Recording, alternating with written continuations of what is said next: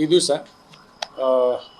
Betageri police ಠಾಣೆಯಲ್ಲಿ ಒಂದು ಅಪರಾಧ ಪ್ರಕರಣ ದಾಖಲಾಗಿದ್ದು, ಶ್ರೀ ಅಶೋಕ್ ತಂದೆ ಭೋಜಪ್ಪ ಗಣಾಚಾರಿ ಸುಮಾರು 56 ವರ್ಷ ಇವರೊಂದು ದೂರನ್ನು ಕೊಟ್ಟಿದ್ದರು. ಆರೋಪಿತರು ಇದರಲ್ಲಿ ಯಲ್ಲಪ್ಪ ತೇಜುಸಾ ಮಿಸ್ಕಿನ್, ವಿಕಾಸ್ ಮಿಸ್ಕಿನ್, ಮಂಜು ಶಾವಿ, ಈರಣ್ಣ, ಮೋಹನ್ ಸಾಕಿನ್ ಎಲ್ಲರೂ ಗದಗ ಬೆಟಗೇರಿ ಇವ್ರ ಮೇಲೆ ಒಂದು ದೂರನ್ನು ಕೊಟ್ಟಿದ್ದರು. ಈ ದೂರಿನ ಸಾರಾಂಶ ಏನಂತಂದರೆ 2016 ಅಂದರೆ 10/3/2016 ಇವ್ರ ಕಡೆಯಿಂದ ಯಾರು ಮಿಸ್ಕಿನ್ ಅವ್ರ ಕಡೆಯಿಂದ ಸುಮಾರು 1,93,00,000 ಕೈಗಡವಾಗಿ ಸಾಲ ತೊಗೊಂಡಿದ್ದರು ಮತ್ತು ವಾಪಸ್ 1,40,00,000 ಕೊಟ್ಟಿದ್ದರು. ಅದಾದಮೇಲೂ ಮತ್ತೆ ಅವ್ರದ್ದು ಎಲ್ಲ ಕಲ್ಯಾಣ ಮಂಟಪ ಮತ್ತು ಇನ್ನೂ ಕೆಲವು ವ್ಯಾಲ್ಯೂಯಬಲ್ ಪ್ರಾಪರ್ಟಿಗಳನ್ನು ಅವರು ಬರ್ಸ್ಕೊಂಡಿದ್ದಾರೆ. ಇನ್ನೂ ಕೂಡ ನನಗೆ ಹ್ಯಾರಾಸ್ಮೆಂಟ್ ಮಾಡ್ತಾ ಇದ್ದಾರೆ ಮತ್ತು ಹೆಚ್ಚಿನ ಆಸ್ತಿಗಳನ್ನು ಬರ್ಸ್ಕೊಂಡು ನನಗೆ ಮೋಸ ಮಾಡುವ ಹುನ್ನಾರವನ್ನು ಇಟ್ಕೊಂಡಿದ್ದಾರೆ ಅಂತೇಳಿ ಒಂದು ದೂರನ್ನು ಕೊಟ್ಟಿದ್ದರು.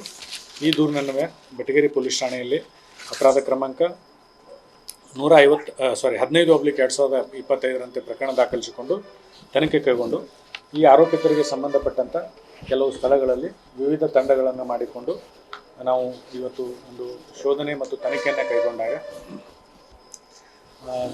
ಈ ಒಂದು ಆರೋಪಿತರ ಬಳಿ ಅನೇಕ ಅಂದರೆ ಖಾಲಿ ಬಾಂಡ್ಗಳು, ಚೆಕ್ಗಳು ಮತ್ತು ಬೇರೆ ಬೇರೆ ರಿಜಿಸ್ಟರ್ಗಳು ಹಾಗೂ ನಗದು ಹಣ, ಈ ರೀತಿ ಕೆಲವು ಕಡೆ ಚಿನ್ನದ ಒಡವೆಗಳು, ಈ ಥರ ಕೆಲವೆಲ್ಲ ಸಿಕ್ಕಿದೆ. ಅಂದರೆ ಇನ್ನೂ ಇದು ಪ್ರಾಥಮಿಕ ಹಂತದಲ್ಲಿ ನಡೀತಾ ಇದೆ, ಪರಿಶೀಲನಾ ಹಂತದಲ್ಲಿದೆ. ನಮ್ಮ ಅಧಿಕಾರಿಗಳು ಇನ್ನೂ ಕೂಡ ಪರಿಶೀಲನೆ ಮಾಡ್ತಾ ಇದ್ದಾರೆ. ಇನ್ನೂ ಇದು ಸಮಯ ಆಗ್ತದೆ ಕಂಪ್ಲೀಟ್ಲಿ ನಾವು ಕನ್ಕ್ಲೂಷನ್ ಮಾಡಿ ಇನ್ವೆಸ್ಟಿಗೇಷನ್ ಕನ್ಕ್ಲೂಡ್ ಮಾಡಲಿಕ್ಕೆ. ಸೊ ಈ ನಿಟ್ಟಿನಲ್ಲಿ ಇದು ಕಾರ್ಯಾಚರಣೆ ನಮ್ಮ ಜಿಲ್ಲೆಯಲ್ಲಿ ನಮ್ಮ ಅಧಿಕಾರಿಗಳು ಮತ್ತು ಸಿಬ್ಬಂದಿಯವರೆಲ್ಲ ಮಾಡ್ತಾ ಇದ್ದಾರೆ. ಇದರ ಸಂಪೂರ್ಣ ತನಿಖೆ ಶೋಧನೆ ಕಾರ್ಯ ಮುಗಿದ ಮೇಲೆ ಮತ್ತೆ ತಮಗೆ ಅಪ್ಡೇಟ್ಸ್ ಕೊಡ್ತಾರೆ. ಅದೇ ಈಗ ಅದು ಇನ್ನೂ ಪ್ರೊಸೆಸ್ಸಲ್ಲಿದೆ, ಕೌಂಟಿಂಗ್ ಎಲ್ಲ ಆಗಬೇಕು.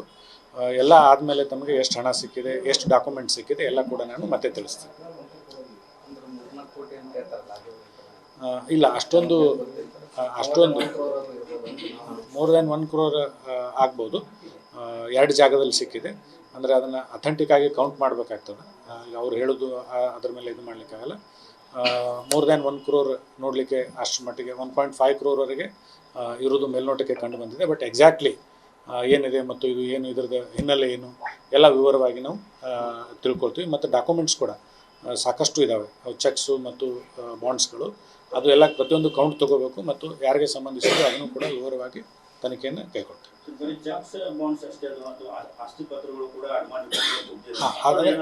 ಅಂದರೆ ಫುಲ್ ಎಲ್ಲ ಡಾಕ್ಯುಮೆಂಟ್ಸ್ ವೆರಿಫೈ ಆಗಬೇಕು. ಈಗ ನಮ್ಗೆ ಅದೊಂದು ಸೂಟ್ ಕೇಸಲ್ಲಿ ಬ್ಯಾಗಲ್ಲಿ ಸಿಕ್ಕಿದಾವೆ, ಪ್ರತಿಯೊಂದು ಈಚ್ 1 by 1 ನಾವು ಅದನ್ನು ನೋಡಬೇಕು. ಯಾವುದಕ್ಕೆ ಸಂಬಂಧಪಟ್ಟಂಗೆ ಐತಿ, ಖಾಲಿ ಅದಾವೆ, ಕೆಲವು ಬರೆದದ್ದು ಇರ್ತವೆ, ಕೆಲವು ಖಾಲಿ ಇರ್ತವೆ, ಎಲ್ಲನೂ ಕೂಡ ಪರಿಶೀಲನೆ ಮಾಡಿ ನಾವೊಂದು ನಿಮ್ಗೆ ಕನ್ಕ್ಲೂಸಿವ್ ಆಗಿ ಮತ್ತೆ ಸಬ್ಸಿಕ್ವೆಂಟ್ಲಿ ತಿಳಿಸ್ತೀವಿ. ಒಂದು ಪ್ಲೇಸಲ್ಲಿ ಒಂದು ಸೂಟ್ ಕೇಸು ಮತ್ತು 2 ಬ್ಯಾಗ್ಗಳಲ್ಲಿ ಸಿಕ್ಕಿದೆ. ಇನ್ನು ಕೆಲವು ಕಡೆಗೆ ಟ್ರೆಜರಿಲಿ ಅಲ್ಲೆಲ್ಲ ಚೆಕ್ ಸಿಕ್ಕಿದೆ. ಆ ರೀತಿ ಅಂದರೆ ಎಕ್ಸಾಕ್ಟ್ಲಿ ಹೇಳಲಿಕ್ಕಾಗಲ್ಲ, ಬೇರೆ ಬೇರೆ ಕಡೆ ಸಿಕ್ಕಿದೆ. ಸೊ ಅದನ್ನು ಅಂದರೆ ಕಂಪೈಲ್ ಮಾಡಿಕೊಂಡು ಆಯಾ ಅಲ್ಲಲ್ಲಿ ತನಿಖಾಧಿಕಾರಿಗಳು ಅಲ್ಲೆಲ್ಲೇ ಎಲ್ಲ ಅಂದರೆ ಸೂಕ್ತ ಪಂಚನಾಮ ಮುಖಾಂತರ ಅದನ್ನೆಲ್ಲ ಪರಿಶೀಲನೆ ಮಾಡ್ತಾ ಇದ್ದಾರೆ. ಮಾಡಿದ ತಕ್ಷಣ ತಮಗೆ ತಿಳಿಸ್ತಾರೆ. ಅದು ಯಾಕೆ ಅಂದರೆ ಒಂದು ಜಾಗದಲ್ಲಿ ಸ್ವಲ್ಪ ಬಂಗಾರದ ಒಡವೆಗಳು ಸಿಕ್ಕಿದೆ. ಅದು ಯಾಕೆ ಇಟ್ಕೊಂಡಿದ್ರು ಏನು, ಯಾಕಂದರೆ ಅದು ಇನ್ನೊಬ್ಬರ ಮನೆಯಲ್ಲಿ ಓದಿಟ್ಟಿದ್ದಾರೆ. ಅವರು ಅದು ಅವ್ರಿಗೆ ಸಂಬಂಧಪಟ್ಟದ್ದು, ಆರೋಪಿತರಿಗೆ ಸಂಬಂಧಪಟ್ಟದ್ದು ಅಂತ ಹೇಳಿದ್ದಾರೆ. ಸೊ ಅದನ್ನು ಯಾರ ಕಡೆಯಿಂದ ತೊಗೊಂಡ್ರು, ಏನು ಅಡಮಾನ ಇತ್ತಾ ಅಥವಾ ಏನಾದರೂ ಇತ್ತಾ ಮತ್ತೆ ಪರಿಶೀಲನೆ ಮಾಡ್ತಾರೆ. ಈಗೇನು ಒಬ್ಬರದೇ ಮೊನ್ನೆ ಒಂದು ದಾಳಿ ಮಾಡಿದ್ರೆ ಆ ದಾಳಿ ಎಚ್ಚೆತ್ತುಕೊಂಡು ಬಡ್ಡಿ ನಾನು ಬೇರೆ ಬೇರೆ ಮದುವೆಗಳಿಗೆ ಈ ಥರ ಹಣಗಳು ಇಟ್ಟಿದ್ರು ಅವ್ರದ್ದು ಅಥವಾ ಎಲ್ಲರೂ ಕೂಡ ಬಡ್ಡಿ ಅವ್ರು ಮಾಡೋರು ಸರ್? ಇಲ್ಲ, ಈಗ ಮೇನ್ಲಿ ಒಬ್ಬರು ಆರೋಪಿತರು, ಅವ್ರಿಗೆ ಸಪೋರ್ಟಿವ್ ಇರತಕ್ಕಂಥ ಇವರು ಕೆಲವು ಅವ್ರ ವರ್ಕರ್ಸು ಮತ್ತು ಎಲ್ಲ ಇದ್ದಾರೆ, ಮ್ಯಾನೇಜರ್ಸು ಮತ್ತು ಎಲ್ಲ ಇದ್ದಾರೆ. ಸೊ ಇದು ಇವ್ರಿಗೆ ಸಂಬಂಧಪಟ್ಟಂಗೆ ನಾವು ಮಾಡಿದ್ದೀವಿ. ಮಿಸ್ಕಿನ್ ಯಾರು ಯಲ್ಲಪ್ಪ ತೇಜುಸಾ ಮಿಸ್ಕಿನ್ ಅವ್ರಿಗೆ ಸಂಬಂಧಪಟ್ಟಂಗೆ ನಾವು ದಾಳಿ ಮಾಡಿದ್ದೀವಿ. ಅವ್ರ ಸಂಬಂಧಿಕರಿದ್ದಾರೆ. ಅಂದರೆ ನಮಗೆ ಇರೋ ಮಾಹಿತಿ ಪ್ರಕಾರ ಅಲ್ಲೆಲ್ಲ ಸಿಗ್ಬೋದು ಅಂತ ಹೇಳಿ ದೂರದಾರ ಹೇಳಿದ ಪ್ರಕಾರ ಮತ್ತು ನಮ್ಮದೇ ಆದ ಮಾಹಿತಿ ಪ್ರಕಾರ ಅಲ್ಲೆಲ್ಲ ಇರ್ಬೋದು ಅಂತೇಳಿ ನಮಗೊಂದು ಮಾಹಿತಿ ಇತ್ತು. ಆ ಮಾಹಿತಿ ಪ್ರಕಾರ ನಾವು ಎಲ್ಲ ಕಡೆಗೆ ಸರ್ಚ್ ಮಾಡಿದ್ದೀವಿ ಅನ್ಕೋಬೋದು. ಅದೇ ಥರ ಅಂದರೆ ಬೇರೆ ಕಡೆ ಸೇಫ್ ಆಗಿರಲಿಕ್ಕೆ ಅಂತ ಇಟ್ಟಿರ್ಬೋದು. IT ದವ್ರಿಗೆ ನಾವು ಇನ್ಫಾರ್ಮ್ ಮಾಡ್ತೀವಿ. ಮೋರ್ ದ್ಯಾನ್ 10 lakhs ಇದ್ದರೆ ನಾವು ಇನ್ಫಾರ್ಮ್ ಮಾಡಬೇಕಂತಿದೆ. ನಾವು ಅವ್ರಿಗೆ ಇನ್ಫಾರ್ಮ್ ಮಾಡ್ತೀವಿ. ಈಗ ಇನ್ನೊಂದು ಮಾಹಿತಿ ಈಗ ಸಂಬಂಧಪಟ್ಟಿದ್ದ ಬಾರ್ ಓನರ್ಸ್ ಅದ, ಅವ್ರು ಅಕ್ರಮವಾಗಿ ಬಡ್ಡಿ ದಂಧೆ ಓಕೆ ಅಡಿಷನ್ ಅಮೌಂಟ್ ಏನಿದೆ ಅಲ್ಲ ಇದ್ರ ಜೊತೆ ಈಗ ಅಕ್ರಮ ಲಿಕ್ಕರ್ ಮಾಡಿರ್ತಂತ ಆ ಹಣನ ಇಲ್ಲಿ ತಂದಿಟ್ಟಿದಾರ ಅಂತ ಸುದ್ದಿ. ಈಗ ಅದರಲ್ಲಿ ಒಬ್ಬರು ಇದ್ರವರು ಅದಕ್ಕೆ ಏನೋ ಒಬ್ಬರ ಮನೇಲಿ ಏನು ಸಿಕ್ಕಿದೆ ಅದು ಅವರು ಬಾರ್ಗೆ ಸಂಬಂಧಪಟ್ಟವರು ಅಂತ ಬಿಲ್ಡಿಂಗ್ ಇವ್ರದ್ರಿಂದ ನಾವು ಅದನ್ನು ಸರ್ಚಿಗೆ ತೊಗೊಂಡಿವಿ. ಅವ್ರು ಏನಾದರೂ ಅವ್ರದ್ದು ಅನ್ನೋದಾದರೆ ಅವ್ರು ಡಾಕ್ಯುಮೆಂಟ್ಸ್ ಕೊಟ್ಟು ಕ್ಲೇಮ್ ಮಾಡ್ಬೋದು. ನಾವು ಅದಕ್ಕೆ ಇನ್ವೆಸ್ಟಿಗೇಷನಲ್ಲಿ ಯಾವುದೂ ನಾವು ಕನ್ಕ್ಲೂಷನ್ಗೆ ಬಂದಿಲ್ಲ. ಸಿಕ್ಕಿದೆ ನಾವು IT ಅವ್ರ ಗಮನಕ್ಕೆ ತರ್ತೀವಿ, ಮಾನ್ಯ ನ್ಯಾಯಾಲಯದ ಗಮನಕ್ಕೆ ತರ್ತೀವಿ.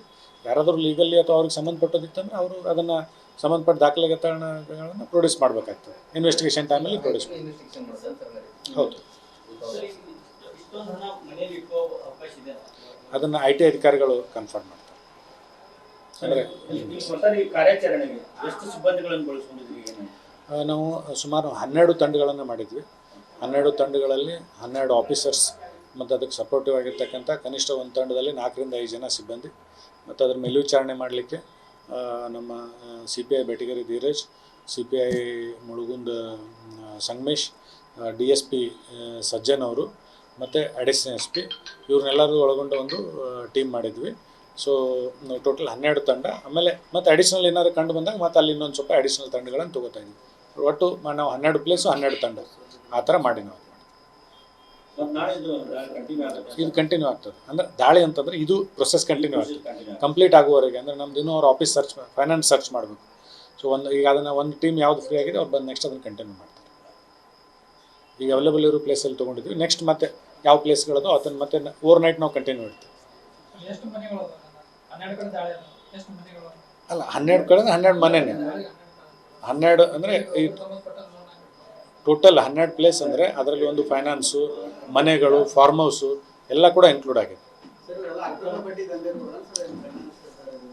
ಮೇನ್ಲಿ ಇದು ಇವರು ಏನು ಆರೋಪಿ ಇದ್ದಾರಲ್ಲ ಇವ್ರಿಗೆ ಅಕ್ರಮವಾಗಿ ಬಡ್ಡಿ ಇದು ಮಾಡಿದ್ದಾರೆ ಮತ್ತು ಹರಾಸ್ಮೆಂಟ್ ಮಾಡಿದ್ದಾರೆ ಅಂತಲೇ ಕಂಪ್ಲೇಂಟ್ ಕೊಟ್ಟಿದ್ದಾರೆ ಅವ್ರು ಗಣಾಚಾರಿ ಅವರು. ಸೊ ಅದೇ ಬೇಸ್ ಮೇಲೆ ನಾವು ಕೇಸ್ ರಿಜಿಸ್ಟರ್ ಮಾಡಿಕೊಂಡು ತನಿಖೆ ಮಾಡಿದ್ವಿ. ಹೌದು, ಒಬ್ಬರಿಗೆ ಸಂಬಂಧಪಟ್ಟಂಗೆ ಅಂದರೆ ಒಂದೇ ಕಂಪ್ಲೇಂಟು ಒಬ್ಬ ಆರೋಪಿಗೆ ಸಂಬಂಧಪಟ್ಟಂಗೆ ಅವ್ರ ಸಪೋರ್ಟ್ರಿಗೆ ಸಂಬಂಧಪಟ್ಟಂಗೆ ನಾವು 12 ಕಡೆಗೆ ಶೋಧನಾ ತನಿಖೆ ಕೈಗೊಂಡಿದ್ದೀವಿ. ಇನ್ನು ಈಗ ಸದ್ಯಕ್ಕೆ ಏನೂ ಡಿಸೈಡ್ ಮಾಡೋಕ್ಕಾಗಲ್ಲ. FIR ಆಗಿದೆ, ಇನ್ವೆಸ್ಟಿಗೇಷನ್ ನಡೀತಾ ಇದೆ. ಮುಂದೆ ನಾವು ಎಲ್ಲ ವೆರಿಫೈ ಮಾಡಿ ಅದರ ಸತ್ಯಾಸತ್ಯತೆ ಏನೇನೋದೆಲ್ಲ ಪರಿಶೀಲನೆ ಮಾಡಿ ಮುಂದಿನ ಕಾನೂನು